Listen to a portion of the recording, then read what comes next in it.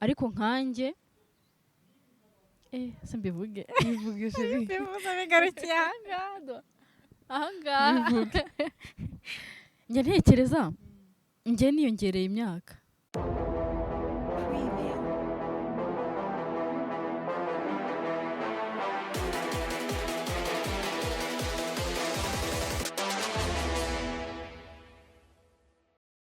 amahoro y'Imana bane namwe nyagasana akomeze kubarinda. Ndashimira buri muntu uwo ari we wese uri hano kubw'urukundo ko hari byinshi mwigomwa mukankurikira ikiganiro cyanjye maze kubona ko harimo impinduka nini. Nabasabye ko mwazajya mukireba cyose none nsigaye mbibona ko hari cyahindutse. Mukomeze munshyigikire mu buryo bwose bushoboka. Ndabasaba kutazandeka kuko ni mwebwe imbaraga zanjye. Uyu munsi rero hari umutumirwa nazanye witwa Uwera Judy. Abantu hari ukuntu bakuzi akambaze nkubwire ngo urakaza neza wisange. Yego. Hari ukuntu abantu bakuzi kuri TikTok so cyane ariko hari nk'igihe umuntu aba yifuza kumenya ngo ubundi uri muntu ki nyuma y'ibyo babona. murakoze cyane Yego. Okay, murakoze cyane Ketchup TV show. Mbo Judy wo kuri TikTok na Judy wo mu buzima busanzwe ntago batandukanye cyane.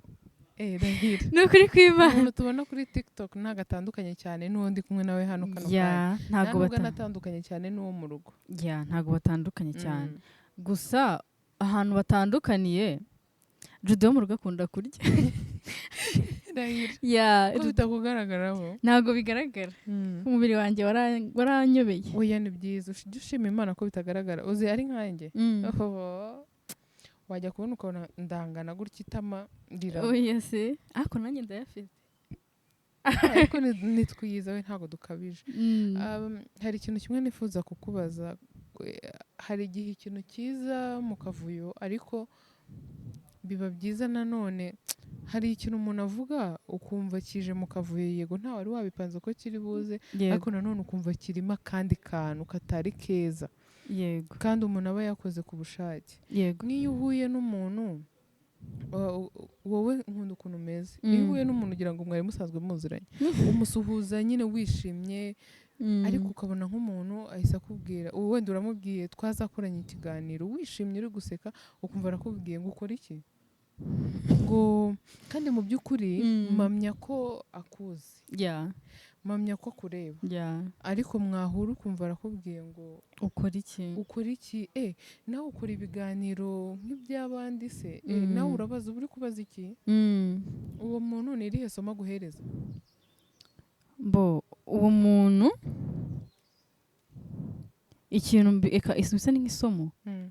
Isomo wenda mpereza bimfasha gukora cyane kuko akenshi ubundi ikintu ngiye ukuntu mbyumva uwo muntu akenshi ntabwo usanga ubwo atanamisinga video yawe ahubwo kuko bimusabye ako kanya maybe kuguhakanira biramunaniye cyangwa se wenda ntago ari buhita bikwemerera cyangwa se nta nubwo ari muri iyo mood usibye kuba kureba bavuga ati nta nubwo twakorana uri kumva ugasanga se kubaza ngo ukora iki nk'urugero hari Bruce Melody nta muntu utamuzi mu Rwanda ariko hari urugero yatanze rw'umufana mukuru w'abafana be barahuye n'umupapa amwumvisha uburyo ki famille bamukunda ahita amubwira ati twifotoze njye kwereka famille kandi mu by'ukuri iyo uvuze ngo ni famille yashakaga yari kumubwira ati reka ngufotore mbereke ko nagufotoje telefone yego nawe ariko ajyamo babone ko nagufotoje telefone ariko urwo rukundo rwo kuvuga ngo twifotoranye ngende mbabwire ko twahuye baragukunda haba harimo uburyo bwo kugira ngo abone iyo foto. Njye rero ukuntu mbyumva ko umuntu ukubwira ngo ukora iki ni ukugusaba nyine akubwira ibyo nkora ushobora no kuvuga ngo ukora iki atanakuzi. Reka nkubwire hari uburyo ashaka kubivugamo ubona ko akeneye kumenya ibintu akora kuko ushaka kumubwira twazakoranye ikiganiro mu by'ukuri ntakunze kureba cyane nkubwira yigusha ariko se ukora iki wenda biba bijyanye n'iki ko hari igihe wasanga ibintu ukoraho njye ntari bwemere kuba nabijyamo ariko nanone hari igihe ubona umuntu ni nka ba bantu twe duhura nabo ukumva aravuze ibi bintu byanyu byo gukina filime se ubu byatuma ugura telefone byagutunga yareba nka phone ufite wenda nibaza amafaranga iguze akumva ntago bishoboka kuba waba uyifite yego babaye nitabuye umuntu ni mpinga nzima nkore prank ndamuvumbura mugumeho nareba Kahubwiza ukuri ntago uzabura aho ngufatira sha ijwi ryawe uzashaka ibintu ahubwo niba uzabigenza gute ntabwo byapfa guhinduka nigize abaturage nigira iki uzi ikintu cyabayeho ni uko koko nyine ibintu nabitaye Galaxy ariko undi yenza nta kuba ntabitaye ntari kugukupa ego munyabugogo ko mbijyane ego ko no natekereje gukunda umuntu numva ndi bwigiye agaturage neza ngo utamfata kumva ijwi ryanjye urarizi ndarizi ndarankureba nkubuma n'amaso rero ariko ni gute utinyuka guta intuza irimo ibifaranga bingana kuriya nakuyemo 10,000 ngo icyo nshaka rero aho nyumvise wica utungo reka nkubwire umbabarire uyasubizemo urangiza ndengerezaho yo kuza kunywa igikoma sibyo wica utungo umva uzi ko nubwo prank wankore n'ubu sindiyumvisha ko udatuye Kanzenze unuye ku Ruyenzi noneho mu by'ukuri ukuntu bivuga utuje nta n'umuntu wagukeka reka nkubwire Tarago Sabe na Shem nibo bantu bandangiye ahantu uba noneho hari ahantu rero igiye kuncanga ariko ndavuga Mana komeza umbe hafi uyu mubyeyi musaza nahumvishe ko kubera ko none nabuze ketchup ari responsable bingana gutyo ku buryo yimukira ahantu agashira no kwatemberera ibyo bintu se bibaho ku buryo abantu bamubona bakavuga ngo hano hatuye mpinga nzima mbabarira umbwirire ngwino ngo ubutaha tuzabonane nta mwanya mfite kesha nawe ntacyo uzawubona kesha nagutiye ngiye mvanamo nitwitiye banza ubyare kesha njye singuhabuka mbisubiremo singuhabuka ikibazo ngwi bikozemo simbiriye umva ngwi wangurije 50,000 nta mwanya mfite ndakurwaye sha uradufashe kandi nabujije mpinga nzima umunsi bagukaye prank ikagufata nzishima nzakora ikiganiro ndi kubyina wamushyiriye biriya biboro yabimuhaye ngwi karama mpinga we ndamubabariye kubera ari umubyeyi akeneye keya nyinshi ariko wowe nta mbabazi nshaka kesha nta kibazo uryenje umva nkubwire ntazagiye ubanza undi muri iki cyumweru ko maze kumenya kwirebera nta kibazo umuntu uzi hano kwirebera uretse mpinga nzima wakwifashisha nawe ntabwo azi amakaritsiye nta kibazo ntacyo ngaho suza abantu bo kuri Ketchup TV show turabasuje yesu mwiza uri mu kiganiro yego natwe turi mu kiganiro ni ibiganiro mberabyombi turabasuje mwese mwiyumvemo ikaze bakore subscribe turabakunda tuzagaruka vuba mwiyumvemo ikaze na karibu amen amen sawa bakiriya beza Judy ihangane sinibuka naho twari tugeze ariko nibuka ko nari nyiri kuvuga ku bantu nyine bareba ibintu dukora bakabica amazi mu by'ukuri mujye mudushyigikira sibyo Judy ntakubwira ngo waretse tugakorana mu by'ukuri uramureba urabizi nawe neza mu mutima wawe kumureba mubwire ati birashoboka cyangwa se umubwire ati hoya ariko nzakubwira n'ibikunda sibyo kuruta gushaka kumubaza utuntu twinshi ibintu nk'ibyo kandi urarumureba ubura amahoro kubwo ukavuga ko Judy ko adaheruka kugira ikintu ashyiraho ejo hano twari turi kumwe turi kuvuga twari turi gutera story turi kuvuga ukuntu umuntu aba akuzi anagukunda agukunda nyine hahandi anakubona agahita avuga ati yiwe dore Ketchup uri kumva mwanahura ariko sa nyine akigira nk'atanakuzi ahubwo agahita anagusuzugura yegusha cyakumva aravuze ngo dore ngiki kiriya gasunkuriya koko kari agaciyemo ni inama twabagiraga nk'abantu bakuru Judy iwanyu uri umwana wa kangahe muvuka muri abana bangahe ese ufite ababyeyi bombi ababyeyi bombi ndabafite mu rugo turi batatu ndi uwa gatatu nanjye ndi uwa gatatu iwacu kandi nawe uri bucura ndi bucura kandi wenda njye ntabwo mfite ababyeyi babiri ariko iwacu twebwe turi abakobwa babiri n'umuhungu umwe twe turi abakobwa gusa mama wanyu na papa wanyu ni abanyamugisha abana b'abakobwa ngenda bakunda cyane byarakoroheye kumvisha ababyeyi bawe gukora ibintu bijyanye na TikTok no kujya kuri YouTube kubera ko impamvu mbivuga hari ukuntu ababyeyi bo muri Afurika twumva ko iyo umwana agiye mu bintu nk'ibyo bituma abantu benshi bamureba bagiye nko kubikirara ukumva ko agiye kuhinduka akakuzanira inda ejo agaheka ibindi bintu byinshi ese ubu noneho ababyeyi wenda hari igihe bitangira bigoye ariko nyuma bakagushyigikira urebye ujya kubijyamo no kugeza ubu ngubu ku babyeyi bawe babifata bate njye ukuntu bimeze rero wenda havuye ku kuntu wenda nakuze bankanira ariko ibi bintu byo baranshyigikira kuko nkeka ko na filime ya mbere nakinnyemo byari 2019 ntabwo nari mukuru ariko baranshyigikiraga numva filime nakiniraga n'umuntu ntabwo bamembaga ariko nyine bakamakinga sure ko njye ntabwo nzi gufura bakamakinga sure ko mfite imyenda ifuze nzajyana gukina ntabwo uzi gufura ntabwo nari nzi gufura ubu ngubu ndabizi ariko icyo gihe ntabwo nari nzi gufura bakamakinga sure ko imyenda ndi bujyane gukina iri hari itunganyije ifuze yego bakaba baranshyigikiraga kuva nkibitangira kuko ni ibintu nakuze nkunda kugeza n'ubu kubera ko ubwo nyine watangiye ukinira abandi bantu ariko baka kanya ufite channel yawe unyuzaho ibintu byawe n'undi baracyagushyigikiye baranshyigikira pe kuko njyana imyenda ya Mary yego muri biriya ukina biriya bitenge ntabwo ari ibyanjye reka ni byiza kadushimire n'ababyeyi bawe kuba bagushyigikira iyo umwana ashyigikiwe n'ababyeyi be biba ari byiza kubera ko iyo umubyeyi agushyigikiye nkeka ko anakuganiriza akakubwira uburyo ugomba kwitwara siko bimeze yego ubu mama wawe nyine ajya kwicaza akakuganiriza n'ubu ngubu kuko waba ubona ukiri akabebe mama wanjye turi inshuti cyane inshuti yawe mu buzima bwawe ni inshuti yanjye mu buzima busanzwe wa muntu uvuga ngo ngize ikibazo ngiye kubwira angira inama nababaye nishimye ni mama wawe ni byiza n'abandi babyeyi babyumvireho abantu benshi bavuga ko TikTok itanga amafaranga kandi urayizi uranayikoresha cyane wagira inama urubyiruko kuba nyine bayijyaho kugira ngo babashe kubona amafaranga nabo ese kuko nyine ko abenshi barabivuga nanjye ntabwo nzi kuyikoresha ntabwo nzi uburyo ikoramo amafaranga bavuga ko itanga irayatanga koko TikTok yo mu Rwanda ntabwo ihemba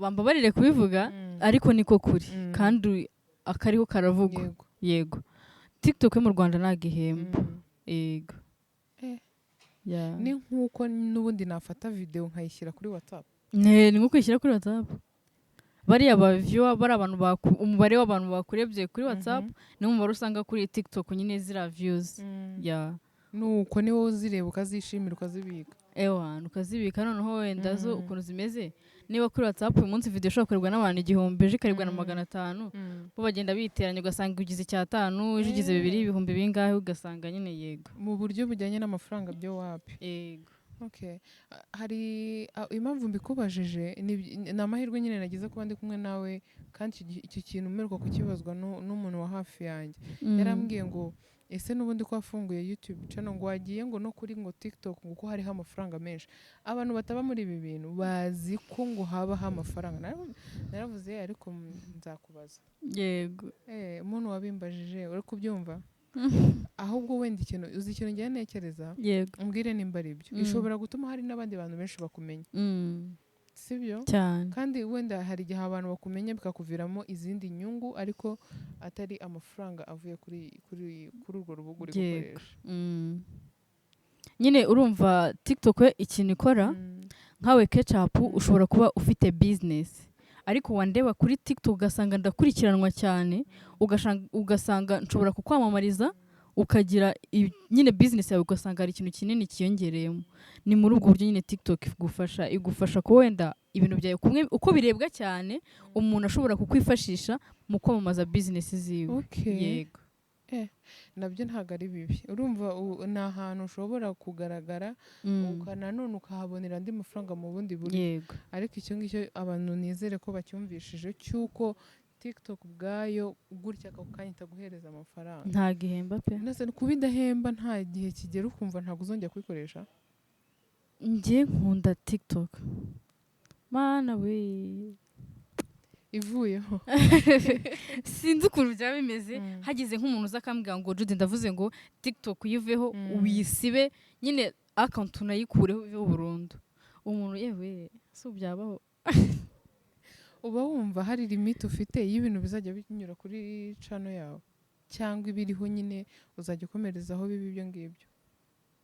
Uze ibintu binyura kuri channel yawe ya YouTube. Ibintu biriho. Hari aho ukinamo hariya ni inshuro 3 uri papa uri mama uri n'umwana. Hakaza n'ibiganiro bisanzwe. Kuri wowe ni ibyo bintu byenyine uzajya ukora cyangwa n'ibindi bishyashya? Bafite ibintu byinshi cyane pe kuko kano gatwe kanjye nubwo ari gatoya karimo ibintu byinshi bana we karimo ibintu byinshi cyane ntabwo babyumva. Umunsi kubona ndabahindurira nkuko nabatangije stories ngatangira no guhostinga abantu bakabona ntangiye no kubashyiriramo turiya short movies ari utwo njye nkora Papa Judy ni nako nyine nzagenda bahindurira pe bafite ibintu byinshi kandi byiza. Papa Judy papa wawe wanyawe Papa Judy wo muri karakaboro kawe nakazanga kibere aho ngaho uko nareba none ejo bundi bashyizeho n'ubwanwa ni byiza. Merci beaucoup. Ukomereze hariya ushyiremo n'ibindi bintu byinshi urabishoboye. Nibyo nakubwiye kuri channel yawe nyine ukuntu ugaragara bitandukanye n'ukuntu nyine uvuze bita bigenda kandi ni byiza ku mukinnyi wa filime cyangwa se ku muntu ukora ibi bintu turimo. Yego. Kubasha guhinduka kamera nk'uruvu ni byiza. Ni ikihe kintu ku ruhande rwanjye undebye wenda ufashe nk'akanya ukicara nk'iminota 5 ukanyitegereza ni nk'ikihe kintu cyakuza mu mutwe nyine byihuse wumva wambaza umaze nk'uwo mwanya nyine utuje cyangwa se kamvuga gutya ni nk'ikihe kintu cy'amatsiko wenda ntasubije kuri channel yawe wifuza kumbaza? Nifuza kukubaza kimwe cyonyine cya 2. Ufite imyaka ingahe? 26. Kushimana 26. Wow. Ariko hari abantu benshi bahakana imyaka yanjye. Bavuga ngo mfite ngirenze iyo ngiyo ngo nka 30 ngo ni 2 kubera kuza mu bintu bya showbiz nkiri mutowe. Kandi abakobwa benshi tugira ikintu cy'igikuriro. Rero hari igihe umuntu abibona yareba icyo gihe nyine wabigiriyemo agatangira we kwivangavangiramo ibye nyine akumva niba aka kanya uhari ufite imyaka 20 ubwo namara gusaza nka nyuma y'imyaka 5 ntabwo azemera ko Judy afite imyaka 25. Ahita yumva igihe nahereye mubona ra wabije muri ryari muri 22 muri 2020? Oya na filime ya mbere nakinnyemo 2010. Yewe 2010 niyo filime ya mbere nakinnyemo nyikinamo ndi umufigira. Noneho filime ziza gusa nk'izihagaze njya mu ndirimbo hari abo bose hari ndayoboza ya Jules Sentore abo bose ni ya King James hari akabizu ya Mico hari n'izindi ntibuka. Ibaze we urumva rero kumbona ndi mutoya ndi mu myaka 10 n'ingahe ndi muri ibyo bintu hari ukubona nyine akatava ngo abatubeshya abatubeshya.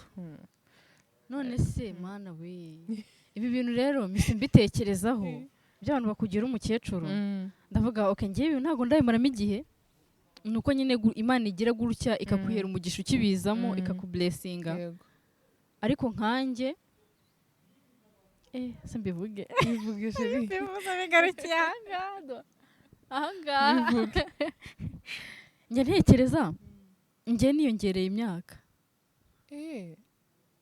ntabwo ngiye kuvuga uburyo nayongereyemo yego n'undi mfite 20 ariko hari uburyo nayongereyemo nyine tu ku buryo ndi gutekereza nk'abantu nabeshya imyaka ubu ngubu ari kubarira nyuma y'imyaka 5 nimba nyuma y'imyaka nk'ine nimba narashaka uzatangira kumbwira ati mukecuru gumiwe pe wowe kubera tayo ufite biragoye kuba umuntu yakubona akabona ko washaje ufite tayo nziza ujye ubishimira Imana nanga abantu bivugisha ngo yongore kuntu kangana ngo ni gatoya ngo ni kagufi ntago mbikunda uzi ukuntu abantu bajya bambwira ngo ndi mugufi ariko ketchup ntago uri mugufi se barabikubwira uzi ariko turamusumba katurebe twicaye ko nawe ari hirya urabuza